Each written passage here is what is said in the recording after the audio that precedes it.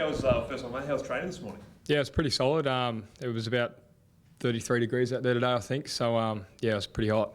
Yeah. Was it more on fitness, or what sort of things did you guys go through this morning? Today it was a lot of football drills. I mean, we were out there with the footballs for about an hour and a half, and then we do our conditioning after training. Okay. Yeah. As the pre-season's gone along, have things changed a fair bit? Like, was the focus on fitness at the start, or has it been a steady sort of progression along the way? We get eased into it when we get to the club, so we focus a lot on ball work. But then as we get further into pre-season, it gets harder with types of drills. We play more football game type drills, and we spread it out a bit more, going from shorter drills to longer drills. So we involve more running in that. So yeah, we're slowly picking it up. What were some of your individual goals heading into pre-season? Like, what do you want to get out of it? Well, last year I was lucky enough to stay on the park all of pre-season. So this year it's just another full pre-season, and hopefully get fitter and stronger again.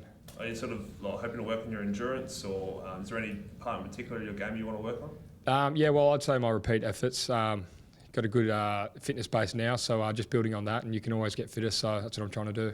You played every game last season. What are your personal goals? I know it's very early, but what would your goals be for next season personally? Well, it would be stay in the team again, and hopefully, well, if I'm able to play every game this year, by the end of the year I'll end up playing 50-odd games, and then that's where I start bringing other players along and start developing more leadership qualities and stuff like that. So yeah, hopefully another full season, and yeah, just improve as a footballer again. You talk about improving. What part of your game specifically do you think you want to get better at? Well, just not fading in and out of games. So I played a few good games last year where I saw myself getting a bit of the ball, and also as well as playing to team structures. But I feel like I can go to the next level again this year and really impose my mark on some football games. You're one of the most exciting young players at the club. How did you feel when your name popped up with those Bryce Gibbs, trade conversations?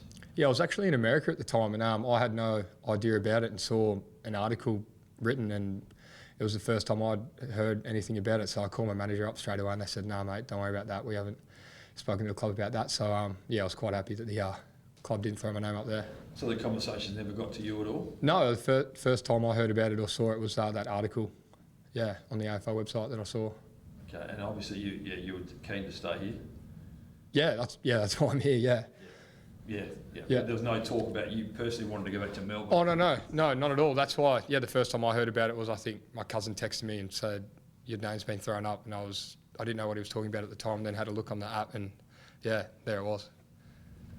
Rory, you've been in the system now a few years. Do you take much notice of the AFL, the Players Association and the AFL and the wage cases at the moment? Or? Yes, I do. I know they're currently in discussions at the moment, but we're completely behind everything that they're doing. They're doing it for us, and yeah, we're backing everything that they're doing. So they've stretched it out a bit, and we all hope something gets done in the near future. Is there much talk about that in the locker rooms between you guys? Or? Not really. It's not really a talking point day to day. We might talk about it maybe once a fortnight or something in a meeting or something like that, but yeah, it's not locker room chat, no. Do you think it could get down to strike action during the pre-season competition? I'm unsure. Hopefully it gets done in the near future, so it doesn't get to that point. But if it does, I mean, I'm behind what all the players want to do. So yeah. Have you guys, I suppose, have you spoken to your player reps since they had the conference in Torquay last week? No, I haven't. I think we've got a debrief meeting midweek this week to go over what was said in that meeting. Yeah. You talked about making it through complete pre-season last season. Just how tough is pre-season for you? Yeah, it's very tough. We have a good fitness staff here though, so if you're injured or feeling sore anywhere, you flag that to them, and they monitor your program accordingly, so you do get through, because even if you are monitored throughout training, you still get more out of the session than what you'd be doing in rehab, so they want to keep you on the track for as long as you can. And this is my 5th year now, and they've got harder for myself every year. I think it's due to being older and doing more training. So, yeah, they're still pretty solid. Yeah, I don't think they're getting any easier. And the club's obviously, Tex said last week, your focus is going to be on winning more contested footy. Have you noticed that already at training? Yeah, that's right. We're implementing little drills and more drills that, what am I trying to say?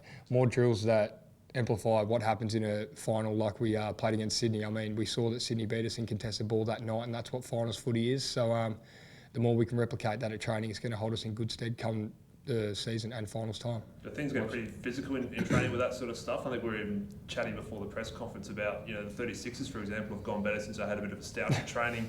Have you guys had any sort of, little mini blues? Yeah, we haven't had any dust-ups at training yet, but as it gets hotter and the pre-season drags out, we get a bit more intense and there's more contact drills. So, yeah, I don't know, keen to see what happens in the near future when we get more physical in our footy drills, yeah. You said you're over in the, so you said you're over in the States, obviously, when you got the message about the Bryce Gibbs trade.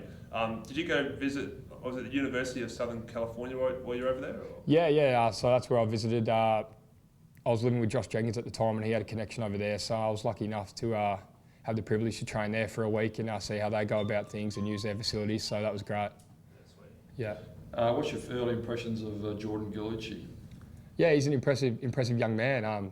Looks like a great athlete, and as I was saying with the pre-seasons there, very monitored at the moment with the drills that they do, all the young fellas at the moment. But yeah, he's in there, doesn't look out of place, and seems like a good character. With those contested drills, will you try and whack the Crouch brothers and see what response you might get? No, they do enough. We try to steer clear of them. They're whacking each other.